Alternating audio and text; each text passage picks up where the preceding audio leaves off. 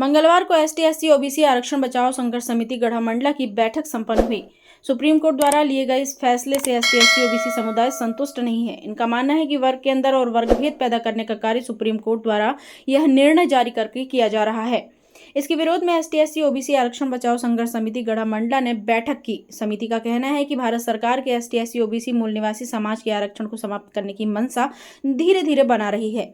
इसी तारतम्य समिति की ओर से 21 अगस्त 2024 दिन बुधवार को संपूर्ण भारत बंद का समर्थन करते हुए इस दिशा को संपूर्ण मंडला जिले में बंद का आह्वान किया गया है। इस दिन बड़ी संख्या में जिले के एसटी ओबीसी समाज के व्यक्ति अपनी आवाज को बुलंद करने घरों से बाहर निकलकर भारत सरकार तक अपनी बात पहुंचाने हेतु एकजुट होंगे। समिति द्वारा बताया गया कि इस भारत बंद को सफल बनाने हेतु संपूर्ण एसटी ओबीसी और माइनॉरिटी समुदाय से संख्या बल के साथ रैली में पहुंचने की अपील भी की गई है। मंडला से महिष्मती लाइव के लिए दीपक जाट की रिपोर्ट।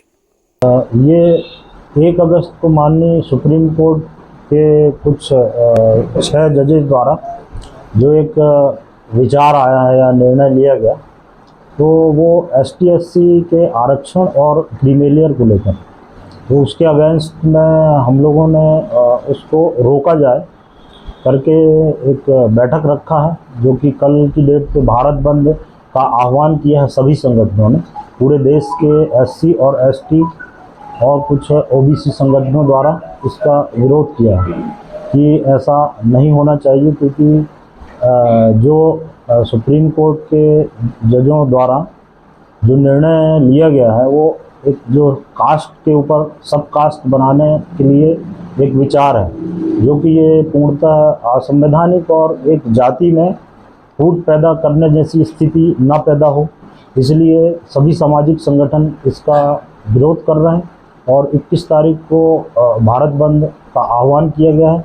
उसी के तर्ज पर आज हम लोग मंडला आरक्षण बचाओ एसटी ओबीसी संघर्ष समिति द्वारा ये बैठक रखा गया है कि 21 तारीख को मंडला भी बंद रहेगा और इसका पूर्णतः सभी संगठनों द्वारा समर्थन किया गया है। सुप्रीम कोर्ट के द्वारा जो अभी निर्णय किया गया है कि क्रिमिनल लगाया जाए आरक्षण पे, तो एसटी के बीच में जो है ये भेद पैदा किया जा रहा है। साथ ही जैसे आज ओबीसी के साथ में जो पंचायत में जो आरक्षण मिलना था, पंचायत से पूरा आरक्षण समाप्त कर दिया गया है। तो धीरे धीरे कर जो ये अभी क्रिमिनल लगाया गया है, इससे धीरे से जो है एसटी का भी आरक्षण समाप्त करने की एक योजना है। तो ये जो निर्णय है ये एसटी वर्ग के लिए जो है उनके साथ में उनके हितों का कुठाराघात है। और रही बात ये कि जिसमें इसको समर्थन कौन कौन से संगठन दे रहे हैं, तो मंडला जिले के जितने भी संगठन हैं, जैसे हमारा मैं प्रदेश कार्यकारी अध्यक्ष हूँ ओबीसी महासभा का, तो हमारा तो पूर्णतः समर्थन है कि हम भी उनके साथ में और हम एक दूसरे के गले से गले मिलाकर के जो है इस काम में जो बंद को सफल बनाने में सहयोग करेंगे। नहीं, इस निर्णय के बाद से जो है संपूर्ण भारत बंद करने का निर्णय जो है यानी कि ये राष्ट्रीय स्तर से भी है, प्रदेश स्तर से है, और उसके तारतम्य में जो है मंडला भी कल बंद रखा जा रहा है। मैं सीवी पटेल एडवोकेट, प्रदेश कार्यकारी अध्यक्ष ओबीसी महासभा। कल का जो कार्यक्रम है वो अखिल भारतीय स्तर का है और दिल्ली से ही सामाजिक संगठनों के द्वारा ही इस माननीय सुप्रीम कोर्ट के उस निर्देश फैसले के खिलाफ है। और उसमें एसटी का जो आरक्षण है उसका जो वर्गीकरण करने का जो सुझाव है सुप्रीम कोर्ट का, वो संविधान में वो चीज़ नहीं है।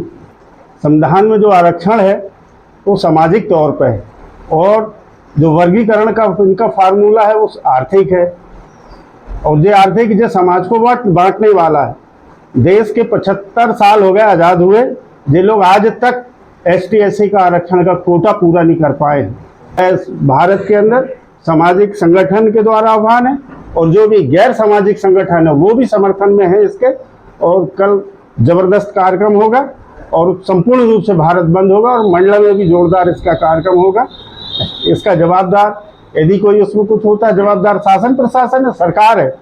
पिछली बार भी सुप्रीम कोर्ट के माध्यम से ही उन्होंने 2 अप्रैल 2018 में भी ये काम किया इन्होंने, जब उस समय भी आंदोलन करना पड़ा, सड़कों में आना पड़ा एसटी ओबीसी के लोगों को, और जो फिर वही सरकार की मंशा है। मगर जो सुप्रीम कोर्ट के माध्यम से हमें जो बार बार इस टाइप का निर्देश पालने करने, सरकार के ऊपर, मध्य स्टेट गवर्नमेंट के ऊपर फैसला छोड़ा है लोगों ने कि प्रदेश सरकार चाहे तो कर सकती है, जबकि जो सामाजिक है संसद और राष्ट्रपति के अलावा इस मुद्दे को किसी को छोड़ने का अधिकार नहीं है। सुप्रीम कोर्ट जे चीज को फैसला मान जाए वो तो स्टेट गवर्नमेंट उसी के निर्देशों को फैसला मान के यदि वो कर ले, मान लें कि किसी जाति की जनसंख्या 1% है, आधी %, उसको रोस्टर में कहाँ बिठाओगे?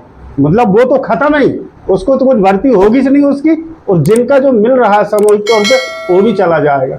इस तरीके से जो समाज में ST SC के लोगों को जो परेशान करने वाली की और उनकी स्थिति को सुधारने की अपेक्षा और उनके पार्टियों की सरकार की मानसिकता में जो लोग उनके जनप्रतिनिधि हैं उनको भी सोचना पड़ेगा और उनके समर्थित लोगों को सोचना पड़ेगा कि ये हमारी ST SC OBC का जो आरक्षण है उसके हित में है कि नहीं है। ST SC OBC इस देश के मूल निवासी और इनको मालूम है ये हमारा देश घर है और वो अपनी संपत्ति कभी नहीं जलाते। ST SC का कोई भी मूवमेंट कभी तोड़ फोड़ पर विश्वास नहीं रखता और न कभी कोई आगजनी होती।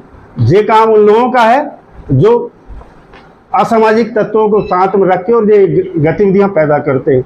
ऐसी कोई शांतिपूर्ण तरीके से रैली निकलेगी और ज्ञापन दिया जाए। RK चौधरी अहरवार समाज का जिलाध्यक्ष हूँ और बहुजन समाज पार्टी का भी जिलाध्यक्ष हूँ। पहले 1 अगस्त को माननीय सुप्रीम कोर्ट के एक जजमेंट आया क्रीमी लेयर पर, जो आरक्षण पर है, रिजर्वेशन पर है। सबसे पहले तो ये जो इतना एक ऐसा मुद्दा है, गंभीर मुद्दा है, इस पर सबसे पहले संसद में डिबेट होना था, क्योंकि हमारा जो देश है, जब 26 जनवरी 1950 को भारत में संविधान लागू हुआ, उस दिन से संसदीय शासन प्रणाली को हमने एडॉप्ट किया हुआ। संसदीय शासन प्रणाली में संसद सुप्रीम है, सुप्रीम कोर्ट सुप्रीम नहीं है। एक बात। दूसरी बात, सुप्रीम कोर्ट तभी किसी इस तरह के मामलों में हस्तक्षेप कर सकती है जब संसद अपनी जिम्मेदारियों का निर्वहन ईमानदारी से ना कर रही हो। जब पार्लियामेंट में इस तरह के विषय नहीं लिए जा रहे हैं तो सुप्रीम कोर्ट का इस तरह के विषयों पर अपना जजमेंट देना एक सवालिया निशान है। हम ST SC वर्ग को ये लग रहा है देश भर में कि इस बार 2024 में मोदी जी की सरकार जो पूरी तरह से गठबंधन में नहीं है, तो क्या ये सुप्रीम कोर्ट को बाईपास कर रही है इस तरह के फैसले कि आप इस तरह के फैसले करके समाज के अंदर एक वर्गीकरण क्लासिफिकेशन लाएं करके। दूसरी बात, जो सुप्रीम कोर्ट के जजेस हैं, मैं उनका सम्मान करता हूं क्योंकि वो हमारा लोकतंत्र का, डेमोक्रेटिक सिस्टम का एक पिलर है।